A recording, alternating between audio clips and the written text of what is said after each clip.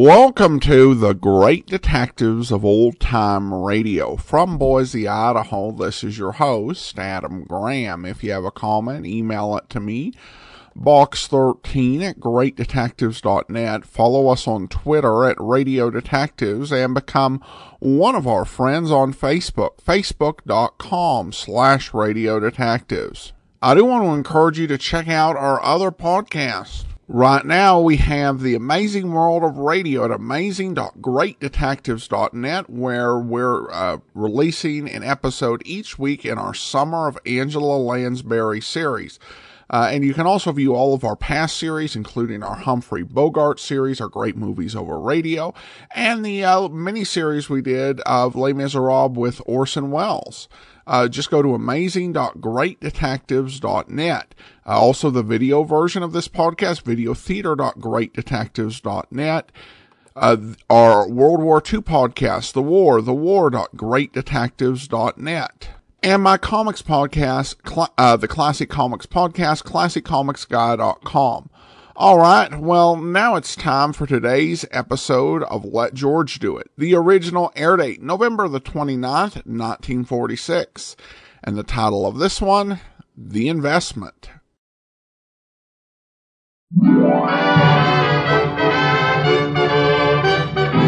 Your neighborhood Chevron gas station invites you to Let George Do It. Brought to you by the makers of climate-tailored Chevron Supreme Gasoline and RPM Compounded Motor Oil.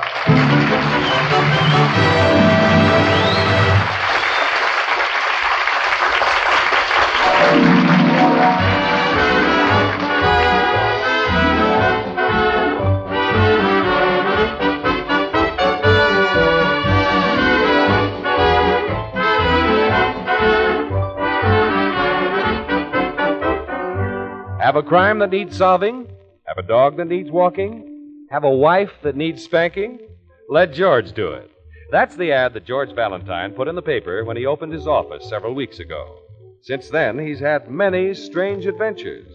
Now it's late afternoon. George has just stepped out of the elevator and is limping toward his office. Mr. Valentine, at last. Where have you been? You took an awful long time for lunch, Mr. Valentine. Oh, Sonny, give me your arm. Claire, get me a chair. Why, you're limping. Suffering cats, what's happened to you? Oh, it's my shoe. Help me get it off, will you, Sonny? What's the matter with your shoe? It's got a nail sticking up in it. Ow! Oh. Oh, that's better. Well, why in the world didn't you stop at a repair shop and get it fixed? Well, they'd expect me to take my shoe off, wouldn't they? Naturally. Well, I didn't want to do that. You didn't want to take your shoe off. Why not? Got a hole in my sock. Oh, golly. Here, Sonny, take it downstairs to that shoe's repaired while you wait place. Okay. And tell him to be sure and get the nail out. Yes, sir. I will. Oh, my foot's killing me. Well, I'm glad you finally got here. Mr. Spencer's been popping in every few minutes looking for you. Mr. Spencer? You know, that lawyer in the office next door. Oh, sure. What does he want? I don't know, but he kept looking at the clock and asking when I expected you. George, well, it's about time. Oh, come in, Spence. What do you eat for lunch that takes so long? Well, it took me 5 minutes to eat, but an hour to limp back to the office. What happened? Were you in an accident? Well, Oh, never mind. I don't want to hear the details. Unless you were killed and need a lawyer. Sorry to disappoint you, Spence. Look, George, I have a job for you. There's nothing much to it. It's a cinch, and there's $100 in it for you. Yeah? What do I have to do? Well, I have a client. If you don't mind, he prefers to remain anonymous. Oh, that's all right with me. Now, my client has $5,000, and he wants to invest it in Mazuma Limited. It's $50 a share. That means he can buy 100 shares. Uh-huh. Well, where do I come in? You have to buy the stock in your name, and you have to buy it right away. The investment houses don't take orders after 3, and it's 2 now. Oh, well, now, wait a minute, Spence. Hold on. Now, I drew up this paper. Oh, you don't have to worry, George. It's legal. Says the stock is for my client, but that you're buying it for him. And just sign here. But, Spence, I don't get it. Why doesn't your client buy it in his own name? Now, never mind. My client has his own reasons. Well, why don't you buy it? After all, you're his lawyer. I'm just doing what my client told me to do. Well, okay, Spence. It sounds all right. It is. You can take my word for it. Now, here's my personal check, George, for $5,000 made out to you. But snap into it. My client thinks Mazuma may go up. I'll just leave it to me. Oh, fine, George, fine. See you later. Yeah, what time is it, Claire? It's just 5 after 2. Oh, well, I better be on my way. Mr. Valentine, where are you going? To the Security Exchange Building. But you can't go now. Well, there's an investment firm there called Jellicoe and Bean. Mr. Valentine, Al wait. Melcher's a good friend of mine, and he works there. Be back soon. Will you please wait? What's the matter with you, Claire? Can't go with only one shoe. Oh, forgot about that. Well, where's Sonny? Why doesn't he get back? Now, don't get impatient. Yeah, but it's 5 after 2. Oh, here he is now. Sonny, quick, give me my shoe. I haven't got it, Mr. Valentine. What do you mean you haven't got it? Where is it? It won't be ready for another hour. An hour? Now, Mr. Valentine. But all he had to do was have a nail pulled out. But they're very busy, Mr. Valentine. But their sign says shoes repaired while you wait. You didn't see all the sign. It says shoes repaired while you wait. And wait and wait and wait. Oh, then I'll have to go with a nail in my shoe. Now go get it. Mr. Valentine, you can't do that. But Claire, you heard Spencer. Jellicoe and Bean won't take an order after 3. Then why don't you phone him? It's a wonderful idea. Get him on the phone. All right. And I'll talk to Al Melcher. An hour to get a nail out of my shoe. I'm sorry, Mr. Valentine. Mr. Melcher, please. Why didn't you use their pliers and pull it out yourself? I didn't think of that. George Valentine calling. Just a minute, please. Here he is, Mr. Valentine. Oh, thanks. Hello, Al. Hello, George. Say, what's Mazuma Limited selling for? 50. Oh, fine. I want 100 shares. Why, have you got a tip? Is it going up? Ah, never mind. Now, listen, Al. I want to buy that stock right away, but I can't get over to your place for a little while yet. Well, why can't you? Because I got a nail in my shoe. You've got what? Well, can you put the shares aside for me? Well, now, George, you know I can't do that. It wouldn't be legal. I've got to have the money on the line. Oh, but Al, I told you Oh, wait a minute. Can you put the shares aside if I send the money over with my office boy? Well, certainly, of course. But send him over before 3. He's on his way now. Thanks a lot. Thank you, George. Bye. So long. Sonny. Mr. Valentine, do you think it's wise? Oh, it's safe enough. It's a check, not cash. Sonny, do you know where the Security Exchange building is located? Oh, yeah, I've been there lots of times. Good, good. Now go over there right away. Go to Jellicoe and Bean. Jellicoe and Bean? Uh-huh, that's right. See Al Melcher. He'll take care of you. Now, here's the check. Jellicoe and Bean. That's kind of a hard name to remember. Now, Sonny, it's simple. Jellicoe and Bean. Think of Jelly Bean. Jellicoe and Bean, Jelly Bean. Hey, that is simple. Of course. Now get going. Okay, Mr. Valentine. Jellicoe and Bean, Jelly Bean. Oh, and pick up my shoe on your way back. Yeah, I will. Jellicoe and Bean, Jelly Bean, Jelly Bean.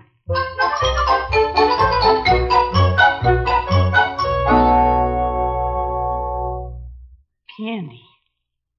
Candy. Now, what kind of candy was that? Can I help you, Sonny? Jeepers, I hope so, sir. Well, what firm you looking for? I wish I knew. I forgot their name. I thought maybe if I looked at every name on this directory, it'd come to me. It'll take a little time, son. There are 200 firms in this building. Yeah, but how many of them sell stocks? All 200 of them. Oh, suffering cats. But I ought to be able to help you out. I've been working this building for 12, 13 years. You remember anything about the firm talk? Well, the name sounded like some kind of candy. Candy? That's right. Candy? Yeah. Let's see now, candy. Well, then that can't be Perry and Hunt. No, sir. Candy. Well, now, wait a minute. I'll bet I got it for you here. Gummer and Draper. Gummer and Draper? Sure, Gumdrop. Gumdrop. Jeepers, that's it.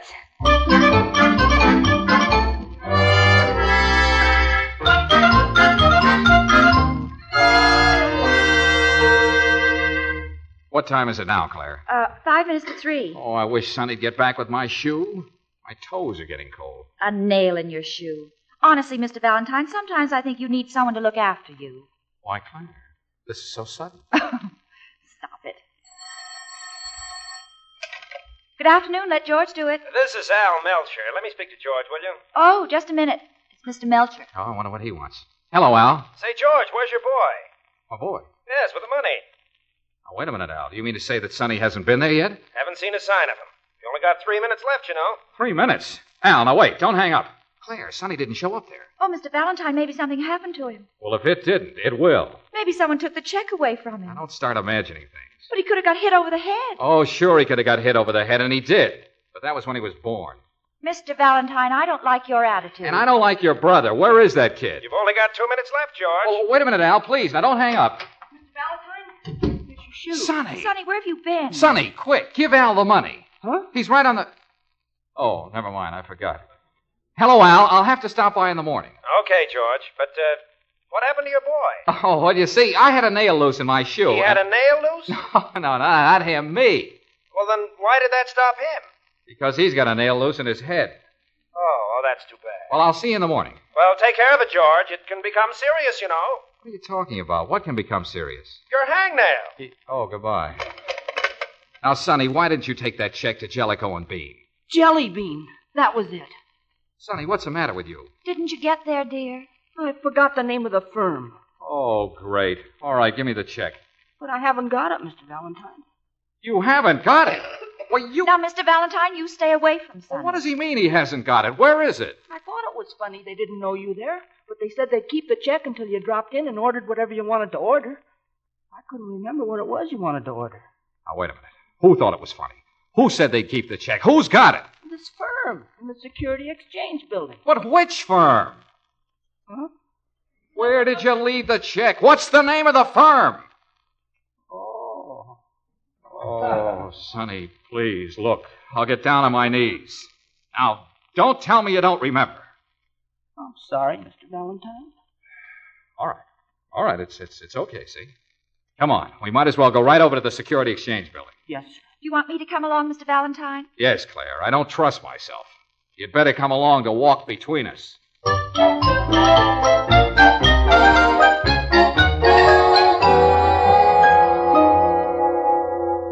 Well, just don't stand there, Sonny. Start looking over the names on the directory. Yes, sir. Can't you give us a clue? Well, it's too bad that elevator starter went off duty. I bet he'd remember. Oh, sure, of course. Everybody'd remember, except you. I know it sounds like candy. That's why I was so positive I had the right one. Oh, what about Marshmallows? I don't think so. I'm not very fond of marshmallows. Well, then how about Brader and Brittle? You know, peanut brittle? Nope, I don't care much for it either. How about Car and Harmel? Caramel. No, too hard on the teeth. Oh, Sonny, we're not trying to pick out some candy for you. We're looking for the firm that has the $5,000 check. Here's peppermint and peppermint. I'm pretty sure that's not it. Come on, Claire, we're just wasting time. Every name in this directory can be made to sound like candy. Then what are we going to do? Well, we'll go to every office if we have to. We'll start at the bottom and work our way up. Why don't we start at the top and work our way down? Because I'd rather work my way up than down. Now, come on.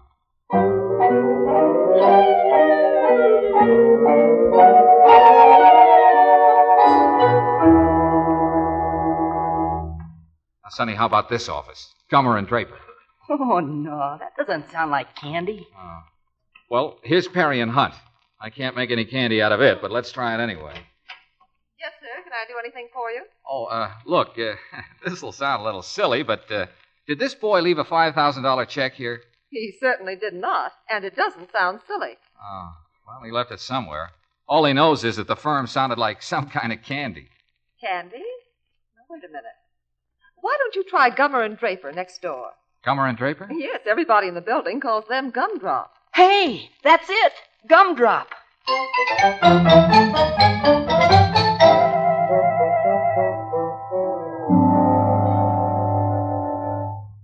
Oh, I'm tired. Oh, yeah, so am I. But anyway, we got the check back. I'll be down a little late tomorrow, Claire. I'll go to Jellicoe and Bean first. Excuse me, Mr. Valentine. Well, what do you want? Now that we're back here at the office again, I was just wondering if it wasn't time to stop work. It's 5 o'clock, you know. Oh. Well, all right, Sonny. I guess you did enough damage for one day. Someone came in the other office. Sonny, see who it is, will you? Okay. Hello, Sonny. Spencer. Claire, don't let on that I didn't buy those shares. He might lose confidence in me. I won't open my mouth. George, did you buy the stock? Oh, yeah, sure, of course. At how much? Yeah, 50? $50 a share. Oh, that's wonderful. Then you got them right away. Well, that's what you wanted me to do, wasn't it? Oh, I knew I could depend on you, George. It's wonderful, isn't it? What's wonderful? I mean about Mazuma Limited. What about Mazuma Limited? Nothing much, just that it went up 3 points, that's all. Oh, now, wait a minute, Spence. Say that again, and slowly. Yes, I just phoned. It closed at 53. Our client made $300 already. $300? Nice afternoon's work, wouldn't you say? Why, what's the matter with you, George? You don't look very happy about it. Oh, I'm delighted, Spence, delighted. I thought you would be. $300. Yeah, $300.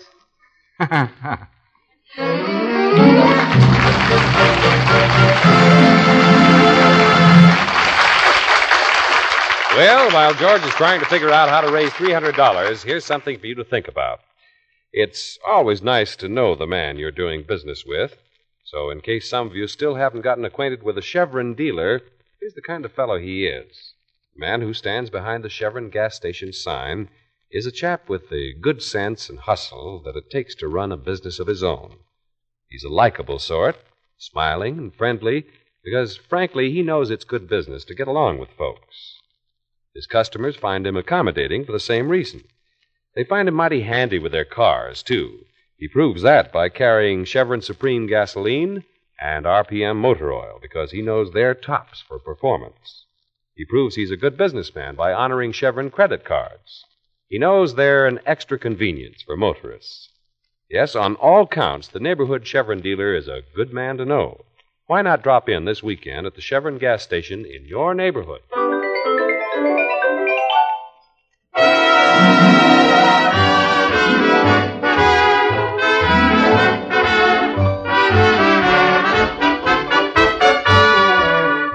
Well, George had to buy 50 shares of Mazuma Limited for a client, but due to Sonny's forgetfulness, by the time George was able to buy the stock, it had gone up 3 points. Now it's the next morning. Claire and George are in the bank, waiting in line. After trying so hard to save money, after slaving to earn it, now I've got to draw it out. I feel awful about this, Mr. Valentine. $300. I feel responsible for the whole thing. Oh, well, that's all right, Claire. What's $300 to me? Have I got that much in here? Oh, yes, you have more than that. Wish this line would hurry up. I want to draw out the money and get it over with. Mr. Valentine, Sonny and I will pay you back. Someday. Yeah, someday. $53 a share. Oh, Claire, I just had a terrible thought. What is it? You don't suppose it's gone up again? Oh, no, it couldn't have. Oh, not so soon. After all, it's still morning. Yeah, but they tell me that when there's been heavy trading the day before, it sometimes opens at a higher figure. Oh, don't even think of such a thing. Mr. Valentine, that man ahead of you has a morning paper. Oh, I don't want to see it. Let's just forget about the whole thing. Let's just... Oh, well. Pardon me, sir. Yeah? Mind if I borrow your paper for a minute? Oh, sure. Help yourself. Oh, thanks. Now, let's see. Where is it? Mazuma Limited. Mazuma Limited. Is that a hot tip, buddy? Oh, no. Skip it, please. Mazuma. Oh, Claire. What is it? It opened at 55. 55? That means $500. Claire, have I got $500? Oh, gosh, you're next, Mr. Valentine. Morning, Mr. Valentine. Oh, good morning. Well, drawing some money out this morning? Look, Mr. Stevens, how much have I got in my savings? Well, let's see. We've got $503, sir. Okay, Mr. Stevens. I want to close my account.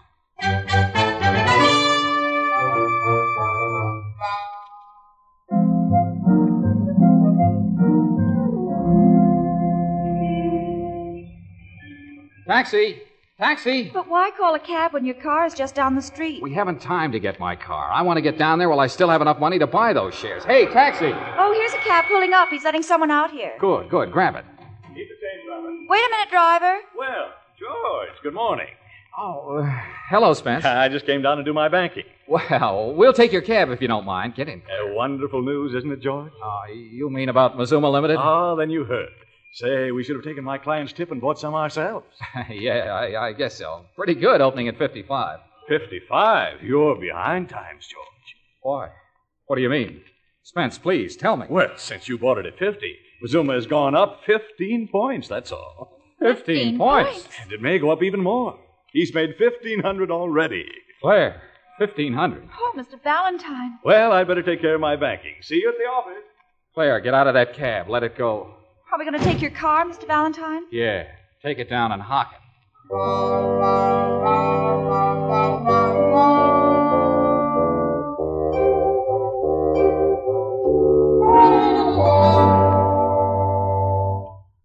I wish Mr. Valentine would get back. He's been gone so long, I'm getting terribly worried. Where'd he go, sis?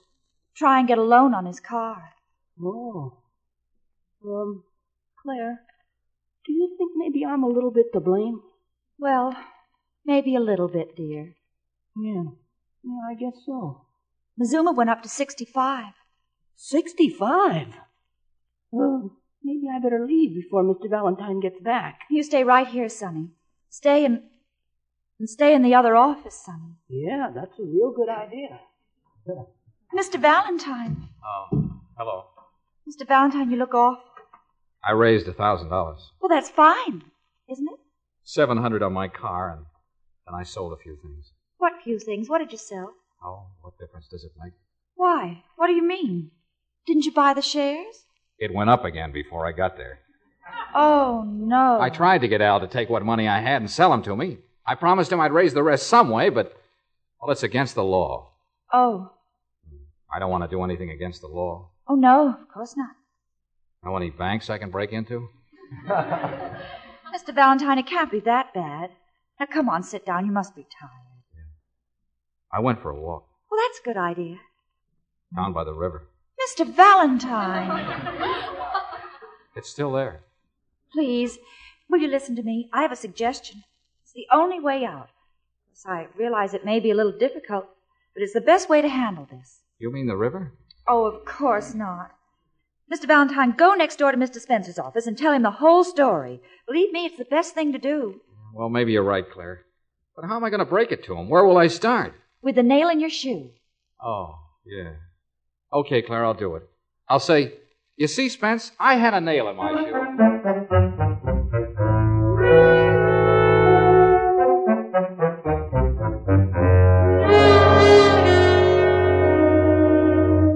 You see, Spence, I had a nail in my shoe. A nail? Is that what you came to tell me, George? Oh, no, I'm leading up to it slowly. I see. Well, look, George, meanwhile, I've got something to tell you. I want to let you in on something confidential. Yeah, well, what I have to say is a little confidential, too. As long as we're doing business together, George, why should I keep anything from you? After all, I wouldn't want you to hold back on me. Do you really mean that, Spence? Why, of course. Good. Then listen, I had a nail in my shoe. Now, wait a minute. You listen to me first. George, I'm going to tell you the name of our client. Our client? Yes, you know, the man who owns those Mazuma shares you bought. Oh, him. I forgot all about him. Don't tell a soul, George, but his name is Moose McClary. Glad to know you, I'm sure. What are you talking about? Oh, I'm sorry, Spence. I got a lot on my mind. Well, anyway, I had a nail... Moose McClary? Well, it's about time. You mean the gangster? Wait a minute. Don't call him that. Moose wouldn't like it. He's reformed a long time ago. I'm glad to hear it. Yeah, at least he's reformed so far as the public is concerned. Say, you ought to see his suite of rooms at the State Hotel, George. Every place you look, there's a bodyguard. A bodyguard? And what tough babies. Of course, Moose himself is no gumdrop. Don't mention that word. What? Oh, I'm sorry, Spence. He's a hard man to do business with. You never want to cross him, George. He acts first, and then he asks questions. What do you mean, acts first? Well, let's just suppose that you did something that, well, it displeased him. Do you know what would happen to you? You'd disappear. Disappear? For good? Forever. Forever? That's a long time. Anyway, I thought you'd get a kick out of knowing who he is. Now then, George, let's have it. What did you want to tell me? Well, it wasn't anything very important, Spence. All I came to tell you is that I had a nail in my shoe.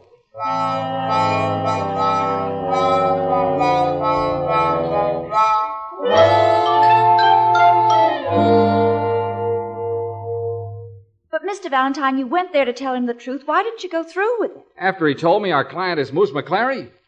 Claire, don't you like me? Of course I like you. Just for the record, I like you very much. But what's that got to do with it? Claire, because of me, the Moose lost $1,500, maybe more by now. Do you think he's the type that'll say, oh, that's all right, just forget it? Just tell this Moose person that you'll make it up to him. Tell him it may take a little time, but that eventually you'll pay him back. Oh, I can just see myself saying that. Clary's about 6'5". He has hands as big as that desk, and a bodyguard for every finger. Well, then don't face him. Put it in a letter. A letter? Yes, why not? A letter? And you could enclose the money in the letter, and then you can... Leave town. Now, Mr. Valentine. Okay. It's the only way out, I guess. I'll tell him that I'll work for him for the rest of my life, which may not be for very long. Take a letter, Claire. Hey, you can't do that. Sonny, what's the matter? Say, what's going on out there? Mr. Valentine, quick. Some men came in and they're moving out all our furniture. Oh. Well, it's all right, Sonny. Don't try to stop. But, Mr. Valentine, why not? Remember I told you I sold a few things? Our office furniture? Well, what's the difference? I won't be able to stay in business anyway. Come on, Claire, take a letter. Okay, boys. This stuff goes to. Take it right on the typewriter. All right, Mr. Valentine. Sorry, lady. We gotta have that desk. Mr. Moose McClary, State Hotel. Sorry, lady. My typewriter. Take it in longhand. Here's my pen. Oh, all right. Oh, sorry, lady. We gotta have that chair. Mr. Valentine. Sit on the floor. Oh, golly. All right, go ahead, Mr. Valentine. Dear Mr. Moose, this may come as a shock to you.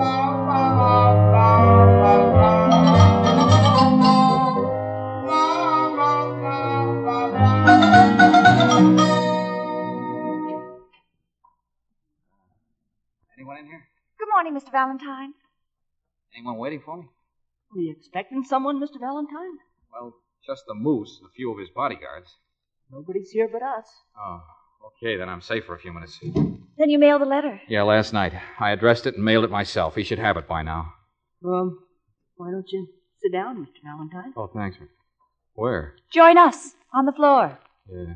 Looks pretty empty in here, doesn't it? Oh, you get used to it. Well, kids, well, it was nice to know you. Now, Mr. Valentine, don't start that. Oh, we might as well face it.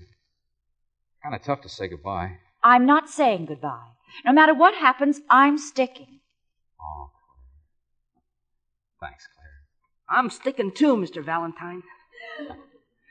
Thanks, Sonny. What am I saying? Why should I thank you? Now, Mr. Valentine. Okay. No hard feelings, Sonny. Oh, of course not. I forgive you. Oh, thanks. You forgive me. Oh, I'm... I'll skip it. George, come on. We've got to get out of town right away. Oh, Spence, then you talked to the Moose. You know about it. Don't stop to talk. Come on, let's beat it. Well, now, wait a minute, Spence. He can't blame you. I wrote him that you had nothing to do with it. But he claims I showed poor judgment. You mean in coming to me? He just carried out his orders, that's all. He wanted to buy 50 shares. How was I to know it would drop? Spence, wait a minute. You mean drop down? Yes, of course. It's down to 40 now. That means it's only worth 4,000. But the Moose says he's got to have his 5,000 back. Oh, Spence, that's wonderful. Claire, did you hear that? Oh, Mr. Valentine, I can't believe it. Jeepers, we ought to go out and celebrate. What's the matter with you people? Didn't you hear me? The stock's only worth 4,000, and the Moose wants his 5,000 back. It's all right, Spence. He's got it. I mailed it to him in a letter. Listen, somebody's crazy around here, and I was all right this morning. Oh, you don't understand. You see, I had a nail in my Oh, shoe. for heaven's sakes, George, don't start that. Well, anyway, before I could get around to buying the shares, it started to go up. George, you mean... I took a loan on my car. I sold my furniture, but I still didn't have enough. Then you didn't buy the shares? Oh, that's terrific, George. What a stroke of luck. Sure, he ought to have his money by now. I sent it along with a letter. Letter? What letter? Explaining what happened. I even promised to work for him for the rest of my life. Can you imagine that? George, you didn't. Oh, George, you don't. Now, Spence, I resent that. If you had to get it off your chest, why didn't you come to me? But to put a thing like that in black and white and send it to the Moose? Why, don't you realize he'll hold it over your head? What do you mean? Listen, George, he's just the kind of guy who'll take you at your word. He'll make you work for him the rest of your life. Suffering cats. Oh, great. But, Spence, I returned his money. Sure you did, and he'll take it. But he'll claim the letter proves that you double-crossed him. I tell you, he'll use it for all it's worth. He can't do that. Maybe you'd better get out of town after all. Of course, someday he'll catch up with you, but you may get away for a couple of hours. Good morning, folks. Here's your mail. Oh, good morning. You folks moving? Well, one of us is. Better give me your forwarding address, Mr. Valentine, so things can catch up with you. Oh, no, you don't. I don't want anything to catch up with me. Oh, by the way, this letter came back stamped no such firm. Oh, well.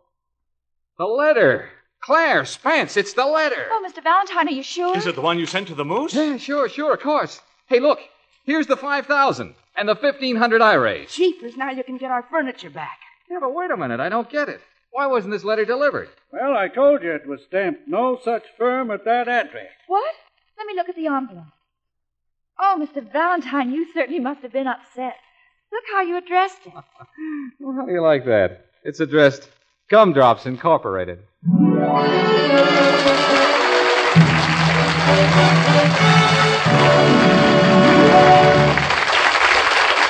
George will be back in a moment. Meanwhile, out here in the West, we have a tradition of neighborliness. I guess we couldn't have grown so fast if Westerners weren't the kind of folks who are always glad to help one another. And if you'd like to see that neighborliness in action, just drop in at any Chevron gas station. All those cream, green, and burgundy stations are home-owned, run by local chaps who are making good on their own. That's one reason why your neighborhood Chevron dealer does his best to keep your car in good shape. The best way he can build a thriving business is to build goodwill with neighbors like you. So he's always accommodating, honors your Chevron credit card, gives your car top-quality products like Chevron Supreme gasoline and RPM compounded motor oil. Yes, you're going to like the neighborly way your Chevron dealer does business. Drop in tomorrow and get acquainted.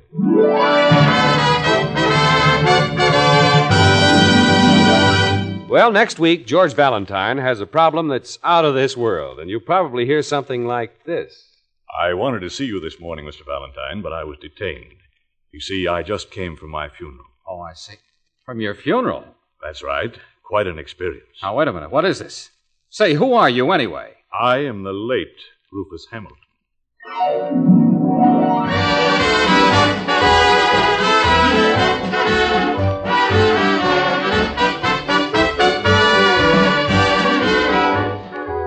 Chevron gas stations all through the West invite you to be with us again next week for another chapter of Let George Do It, brought to you by the makers of Chevron Supreme Gasoline and RPM Compounded Motor Oil.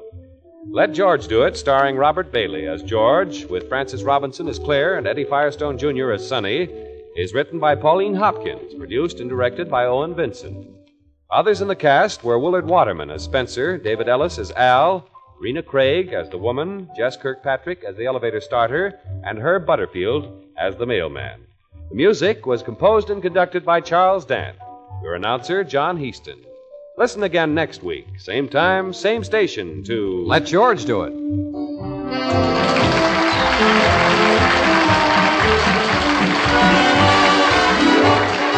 This is the Mutual Don Lee Broadcasting System.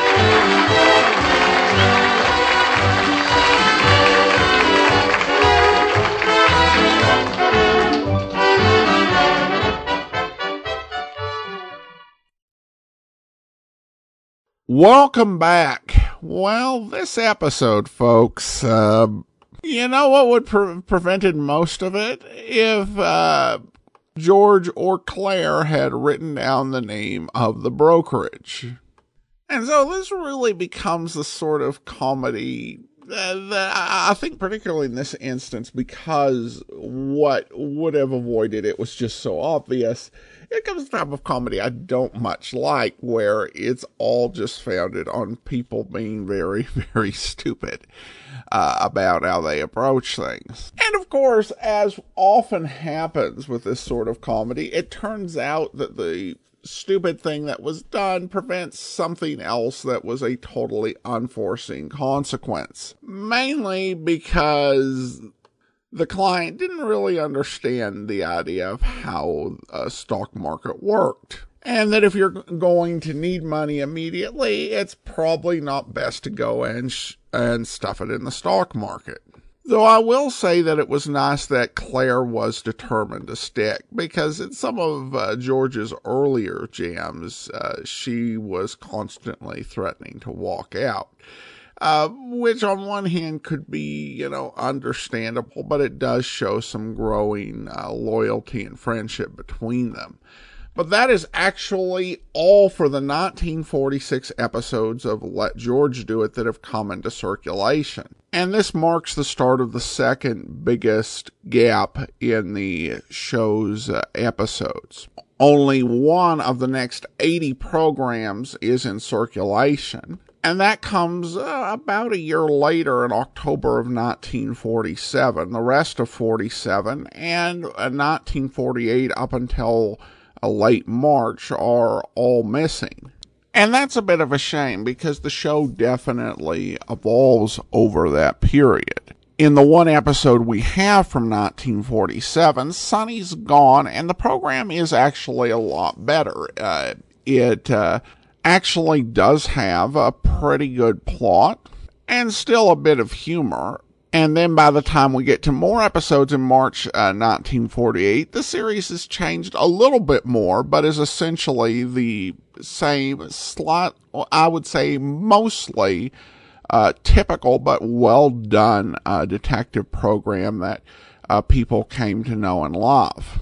But that whole 1947 season, I'm really curious about, because it's got some interesting stuff in that one episode. Plus, there was an episode that was advertised as Sam Spade meets George, and kind of curious what that was actually all about.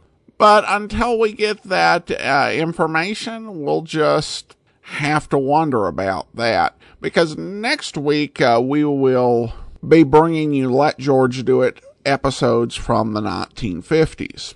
And of course, tomorrow we'll be back with Rocky Jordan. I do want to go ahead and thank our Patreon of the day. Thank you so much. to Donald. Donald has been one of our Patreon supporters since February, and he's currently supporting us at the rookie level of $2 or more per month. Thanks so much for your support, Donald. And that will do it for now. If you do have a comment, email it to me, box13@greatdetectives.net. Follow us on Twitter, Radio Detectives, and become one of our friends on Facebook, facebook.com/Radio Detectives. From Boise, Idaho, this is your host, Adam Graham, signing off.